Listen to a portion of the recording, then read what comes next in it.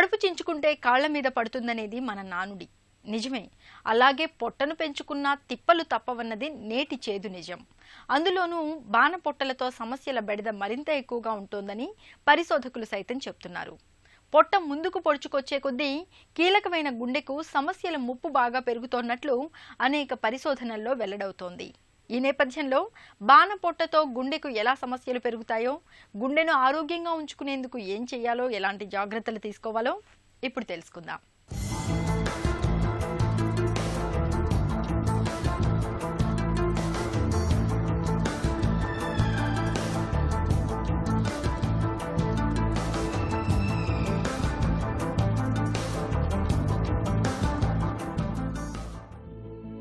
చిరుబొజ్జ, కాస్త బట్టతల, మగవారికి వీటిని అలంకారాలుగా భావించేవాళ్లే మన దగ్గర ఎక్కువ మంది.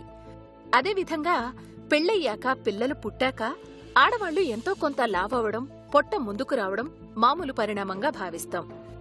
నిజానికి లావు కావడం మాట ఎలా ఉన్నా, పొట్ట ముందుకు పెరుగుతున్న కొద్దీ ఆరోగ్య సమస్యలు చుట్టుముట్టడంతో పాటు కీలకమైన మన గుండెకు సమస్యల తాకిడి బాగా పెరుగుతుందని చెబుతున్నారు డాక్టర్లు. గుండెపోటొచ్చినా, షుగర్ జబ్బు మొదలైనా, కిడ్నీలు పాడైనా, నిద్రలో తరచూ ఇబ్బందులు ఎదురవుతున్నా, క్యాన్సర్ల బారిన పడినా ఈ కష్టాలన్నింటి వెనక మన చిట్టి పొట్టలో భారీగా పేరుకుపోయే కొవ్వు ప్రత్యక్షంగానో పరోక్షంగానో కారణంగా ఉంటోందన్నది నేడు కాదనలేని చేదు వాస్తవం. ఒబేసిటీలో 2 రకాలు ఉంటాయండి. ఒకటి central obesity and peripheral obesity. So ఈ బొజ్జ రావడానికి కారణాలు ఏంటంటే, ఎక్సెస్ ఫ్యాట్ తీసుకున్నప్పుడు, వెయిట్ బాగా పెరిగినప్పుడు ఈ క్రొవ్వు అనేది డిఫరెంట్ పార్ట్స్ ఆఫ్ ద బాడీలో డిపాజిట్ అవుతాయి. ఒకటి ఏంటంటే ఆర్గాన్స్ చుట్టూ, దట్ ఈస్ కాల్డ్ విసరా, దాన్ని విసరల్ ఒబేసిటీ అంటారు, దాన్ని ట్రంకల్ ఒబేసిటీ కూడా అంటారు. ఈ డిస్ట్రిబ్యూషన్ కూడా మేల్స్కి ఫిమేల్స్కి చాలా తేడా ఉంటుందండి. యూజువల్లీ ఫిమేల్స్లో ఏంటంటే ఈ డిస్ట్రిబ్యూషన్ బటక్స్లో కానీ, థైస్లో కానీ, షోల్డర్స్, బ్రెస్ట్ ఏరియాలో కానీ ఎక్కువ డిపాజిట్ అవుతుంటుంది. అదే మేల్స్లో విసరల్ ఆర్గాన్స్ కానీ సెంట్రల్ ఒబేసిటీలో కానీ వస్తుంటుంది. బాడీ మాస్ ఇండెక్స్ నార్మల్గా ఎంత ఉండాలంటే 25 ఉండాలి నార్మల్ పీపుల్లో. లెస్ దాన్ 18.5 ఉంటే అండర్ వెయిట్ అంటారు, ఆర్ మాల్ నరిష్డ్ అంటారు. అదే 25 to 30 ఉంటే ఓవర్ వెయిట్ అంటాం. 30 to 35 ఉంటే టైప్ 1 ఒబేసిటీ. 35 to 40 ఉంటే మనం టైప్ 2 ఒబేసిటీ అంటాం. మోర్ దాన్ 40 ఉంటే will say that is severe obesity or morbid obesity. ఈ ఒబేసిటీ ఉండటం వల్ల చాలా అనర్థాలు ఉంటాయి. ఈ ఒబేసిటీ ఉండటం వల్ల ఏమవుతుందంటే బీపీ ఎక్కువ కావచ్చు, షుగర్ ఎక్కువ కావచ్చు. ఇంకా ఫిమేల్స్లో కూడా రిప్రొడక్షన్ ఆర్గాన్స్ ఎఫెక్ట్ అవుతాయి. దీనివల్ల ఏమవుతుందంటే పాలిసిస్టిక్ ఓవరీస్ ఉండొచ్చు, ఇన్ఫెర్టిలిటీ ప్రాబ్లమ్స్ రావచ్చు, సంతాన సాఫల్యం కలగకపోవచ్చు. ఇవన్నీ ప్రాబ్లమ్స్ ఉంటాయి. ఈ విసరల్ ఫ్యాట్ ఉన్నప్పుడు ఏమవుతుందంటే, మనకి ఈ ఫ్యాట్ అంటే ఏమిటి, ఫ్యాటీ యాసిడ్స్. మనకి ఎక్సెస్ ఉన్నప్పుడు ఏమవుతుందంటే ఇది బ్లడ్ వెజల్స్లో డిపాజిట్ కావచ్చు. దీనివల్ల హార్ట్ ప్రాబ్లమ్స్ వస్తాయి. హార్ట్ ప్రాబ్లమ్స్ కానీ, పెరాలిసిస్ కానీ, కిడ్నీస్ ప్రాబ్లమ్స్ కానీ, ఆర్ లెగ్స్లో ఉన్నప్పుడు ఏంటంటే పెరిఫెరల్ వాస్కులర్ డిసీజ్ కానీ రావచ్చు. Larger the waist line, shorter the life line. నడుము చుట్టుకొలత ఏకంగా మన ఆయు ప్రమాణానికే ఎసరు పెడుతుందని దీనర్థం. నడుము చుట్టుకొలత అధికంగా ఉన్నవారిలో గుండె జబ్బులొచ్చే ప్రమాదం ఎక్కువని పరిశోధనలు చెబుతున్నాయి. పొట్టలో పేరుకునే కొవ్వులో 2 రకాలున్నాయి. ఒకటి చర్మం కింద సబ్క్యూటేనియస్ పొరలో పేరుకునే కొవ్వు మొదటి రకమైతే, పొట్ట లోపల పేగులు, ఇతర అవయవాల చుట్టూ పేరుకునే విసరల్ ఫ్యాట్ అనేది 2వ రకం కొవ్వు. చర్మం కింద పేరుకునే కొవ్వుతో పోలిస్తే 2వ రకానికి చెందిన విసరల్ ఫ్యాట్తోనే మనకు సమస్యల బెడద ఎక్కువగా ఉంటుంది.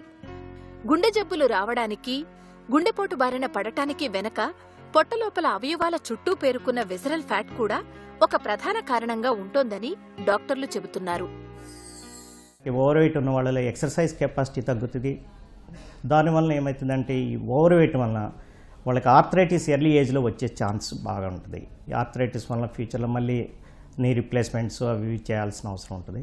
సో ఈ ఓవర్ వెయిట్ అనేది తక్కువ చేస్తే మనకు చాలా జబ్బులు, ఫిమేల్లో కూడా చాలా ఉంటుందండి. ఓవర్ వెయిట్ ఉండటం వల్ల వాళ్ళకి ఓవర్ వెయిట్ ఉండటం వల్ల డయాబెటీస్ రావచ్చు. యంగ్ ఏజ్లో ఓవర్ వెయిట్ ఉండటం వల్ల ఏమవుతుందంటే ఇన్ఫెర్టిలిటీ రావచ్చు, పాలిసిస్టిక్ ఓవేరియన్ డిసీజెస్ రావచ్చు, పల్మనరీ ప్రాబ్లమ్స్ రావచ్చు, ఆర్ బ్రీతింగ్ డిఫికల్టీస్ రావచ్చు, ఇన్ఫెక్షన్స్ రావచ్చు. అందుకనే ఏంటంటే ఈ ఒబేసిటీ కంట్రోల్ చేసుకుంటే చాలా వరకు మనం జబ్బులను తక్కువ చేసుకోగలుగుతాం. దానివల్ల వచ్చే అనార్థాలను మనం కూడా తక్కువ చేయొచ్చు. ఈ ఒబేసిటీ ఉండటం వల్ల ఏమైందంటే యాక్టివిటీ తగ్గుతుంది, they become dull, they will get excess sleep. And ఈ ఒబేసిటీ ఉండటం వల్ల ఎక్సర్సైజ్ తక్కువ కావటం వల్ల విసియస్ సైకిల్. ఎక్సర్సైజ్ చేయనప్పుడు ఏమవుతుంది, బాడీ ఫ్యాట్ ఎక్కువవుతుంది, మళ్ళీ వెయిట్ పెరుగుతూనే ఉంటుంది. సో దీని అంతటికి ఏంటంటే ఎక్సర్సైజ్ చేయటం, డైట్ కంట్రోల్ చేయటం ప్రాధాన్యత ఇవ్వాలి. ఈ డైట్ కంట్రోల్ చేయటం వలన విసరల్ ఫ్యాట్ తగ్గుతుందండి.